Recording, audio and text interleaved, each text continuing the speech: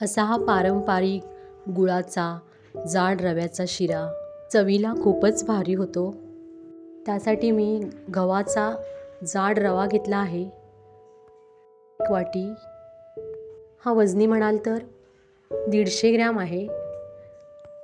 1 वाटी रव्यासाठी मी त्याच वाटीने 4 वाट्या पाणी घेतले आहे आणि आता ते पाणी मी गरम करायला ठेवणार आहे।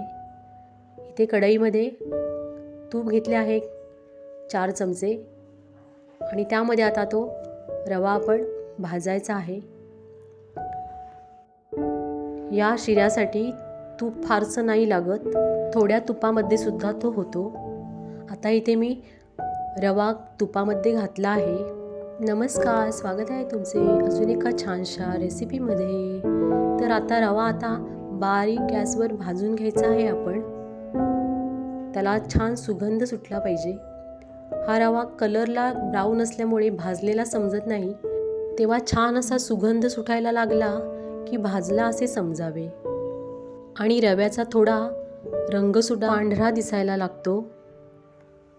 आता इथे मी थोडेसे बेदाणे, थोडे बदामचे तुकडे आणि खोबऱ्याचे तुकडे घेतले आहेत। ते सुद्धा आपण आता रव्यामध्ये भाजायचे आहेत, म्हणजे वेगळे भाजावे लागत नाहीत, रव्याबरोबरच ते भाजले जातात।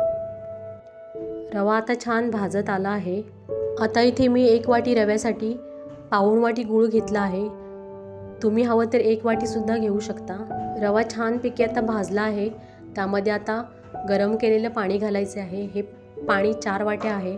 या शिऱ्यासाठी पाण्याचं प्रमाण हे तिप्पट किंवा चौपट सुद्धा लागू शकते। तर त्यावर झाकण ठेवून छान उकळी येऊ द्यायची आहे। हे बघा, इथे छान आता उकळी आली आहे।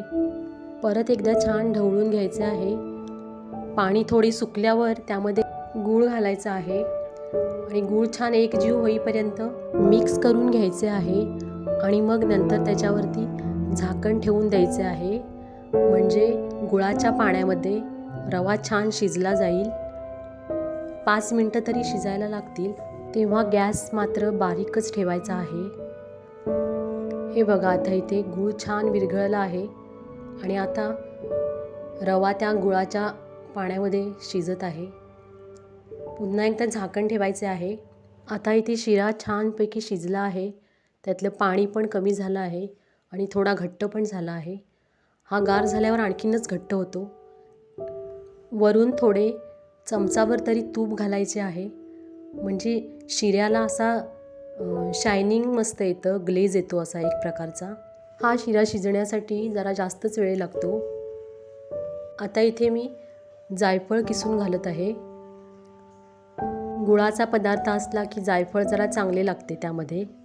असा शिरा प्रसादासाठी तुम्ही सुद्धा करून बघा, खूप छान होतो आणि हा पौष्टिकही आहे गुळाचा असल्यामुळे।